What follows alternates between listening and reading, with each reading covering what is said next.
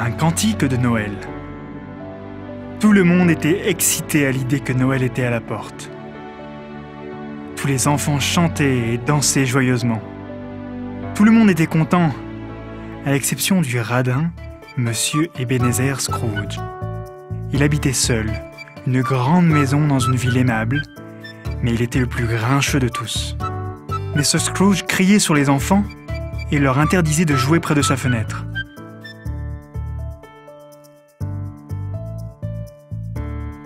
Lorsque les gens chantaient des cantiques sous sa fenêtre, il criait « Taisez-vous tous! Éloignez-vous de ma maison !» Il était très rusé et préoccupé uniquement par l'argent.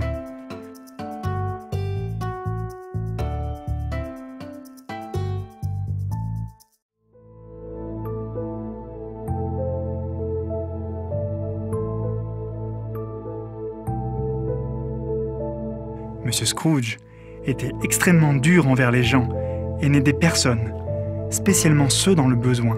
« Pourquoi devrais-je t'aider ? Ne me dérange pas !» répondit Monsieur Scrooge. Il se promenait souvent dans la ville pour énerver les gens, et beaucoup de personnes restaient à l'écart de lui. Monsieur Scrooge n'avait pas d'amis. C'était la veille de Noël, et tout le monde était occupé à se préparer pour les congés, faisant des shopping et passant de bons moments. Sauf Monsieur Scrooge. Il verrouilla sa porte et ferma ses fenêtres au coucher du soleil. Finalement, il monta dans son lit, ferma les yeux et plongea dans un profond sommeil. Après un petit moment, Monsieur Scrooge soudain entendit un bruit. Le fantôme de Noël apparut devant lui. Mais qui es-tu? Que veux-tu?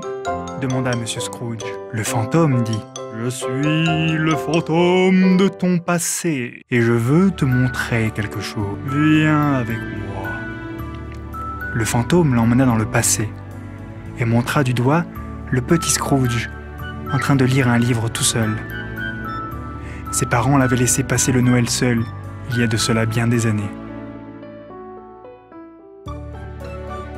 Monsieur Scrooge se rappela de comment il était triste et comment il était seul cette année durant Noël. Il n'en pouvait plus de regarder son passé. Puis il cria « Je ne veux plus voir ça! Fais-le disparaître !» Tout disparut, et Monsieur Scrooge se retrouva au lit, tout effrayé.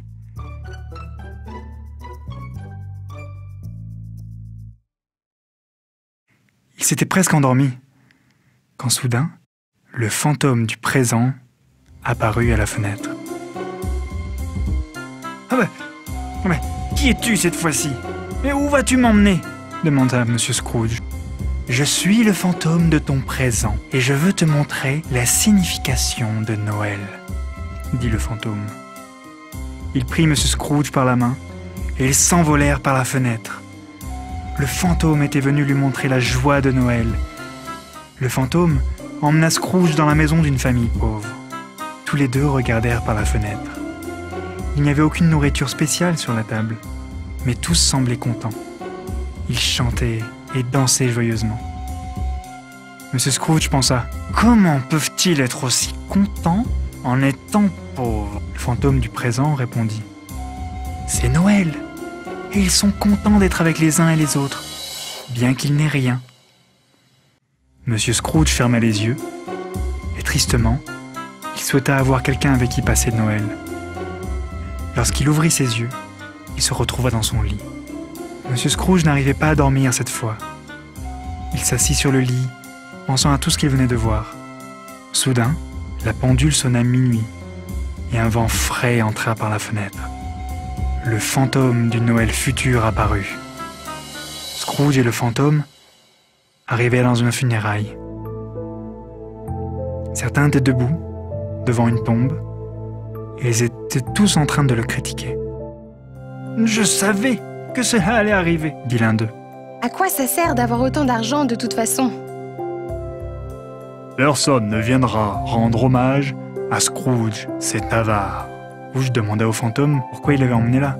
« Ce sont les funérailles de qui ?» Soudain, il se rendit compte qu'il était à son propre enterrement et que personne ne venait à son enterrement.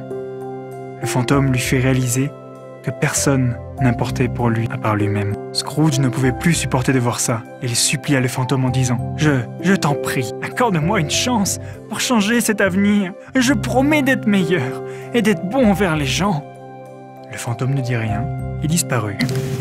Tout simplement. La matinée de Noël arrivait finalement, et M. Scrooge se retrouva au lit. La lumière du soleil entra par les fentes de la fenêtre. Il se réveilla avec un sourire sur son visage pour la première fois depuis plusieurs années. Il se promit qu'à partir de maintenant, il aiderait les gens et prendrait soin d'eux. Il invita tout le monde à une fête de Noël dans sa maison, avec des cadeaux pour tous. Tout le monde était étonné, mais ils étaient heureux de voir Monsieur Ebenezer Scrooge changé, transformé. Cette nuit, tout le monde allait à la fête. Ainsi Scrooge devint l'homme le plus aimé de la ville. L'histoire de l'enfant Jésus. Il y avait très longtemps, dans une ville appelée Nazareth, vivait une jeune femme nommée Marie. Marie faisait ses activités, était gentille avec les autres et croyait beaucoup en Dieu.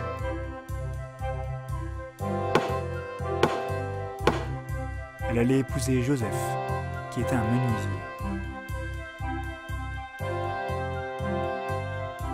Un jour, tandis que Marie était à la maison nettoyant sa chambre, un ange lui apparut tout à coup.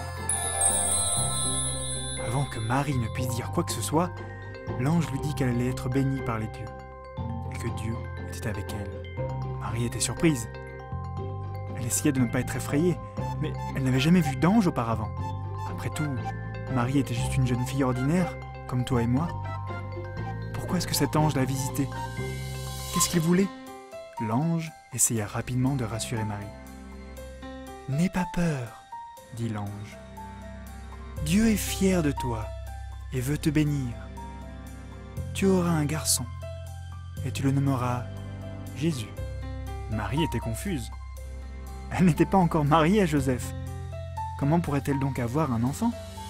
L'ange pensa que ceci devrait l'intéresser et il dit « J'opérerai un miracle pour toi. Et à cause de ceci, ton bébé s'appellera le Fils de Dieu. » Marie n'arrivait pas à croire ce qu'elle entendait. Elle ne savait pas trop quoi dire, ni quoi faire. Elle se rendit compte qu'elle tremblait. Puis elle se mit à genoux. Lorsqu'elle fut enfin capable de parler, elle dit « Je crois en Dieu, et j'espère que tout ce que vous avez dit s'accomplira. » Puis soudain, l'ange disparut. Et Marie attendait pour annoncer la bonne nouvelle à Joseph. Peu après, Joseph vit que Marie allait avoir un enfant. Joseph fut confus, mais un ange vint à lui, dans son rêve, et lui dit « Joseph, ne crains pas de prendre Marie pour ton épouse. L'enfant que Marie attend est celui de Dieu, et tu le nommeras Jésus. » Lorsque Joseph se réveilla, il se rappela de ce qu'avait dit l'ange. Il sut que tout était vrai, et il ne s'inquiéta pas. À cette époque, il avait été annoncé que tous les habitants devaient se faire enregistrer dans la ville d'origine. Ainsi, Joseph devait emmener Marie dans leur ville d'origine, à Bethléem, pour se faire enregistrer. Bethléem était loin, et il n'y avait pas de voiture à l'époque. Ainsi, Marie et Joseph mettraient longtemps pour arriver à Bethléem. Joseph trouva finalement un petit âne et mit Marie dessus, puisqu'il n'y avait pas de place pour plusieurs personnes. C'était tellement fatigant pour Marie, parce qu'elle allait bientôt avoir un bébé. Lorsqu'ils arrivèrent dans la ville, tous les hôtels étaient pleins. Il n'y avait nulle part où aller. Finalement, un homme eut pitié d'eux et dit « J'ai quelque part, vous pouvez rester. Oh, ce n'est pas une auberge, hein, mais c'est chaud et vous y serez en sécurité pour la nuit. » Lorsque Marie et Joseph revinrent au lieu, ils virent que c'était une petite étable où des animaux étaient gardés. Il y avait des ânes, des porcs, des poules. Marie et Joseph étaient reconnaissants qu'ils aient au moins quelque part où dormir. C'était un endroit chaud. Il y avait beaucoup de paille sur lesquelles se coucher. Tandis que Joseph et Marie préparaient la naissance de l'enfant Jésus, la nouvelle se répandit. Le Fils de Dieu allait naître dans une étable. Des bergers apprirent la nouvelle et vinrent avec leurs troupeaux pour voir l'enfant. Des rois voyagèrent de royaumes très éloignés, apportant des présents, de l'or, du diamant et des couvertures pour le bébé.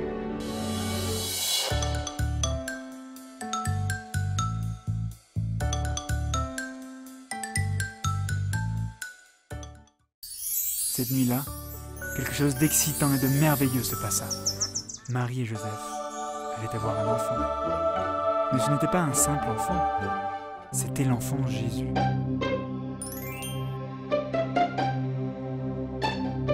Le créateur du monde entier, le roi des rois et celui qui sauvera le monde.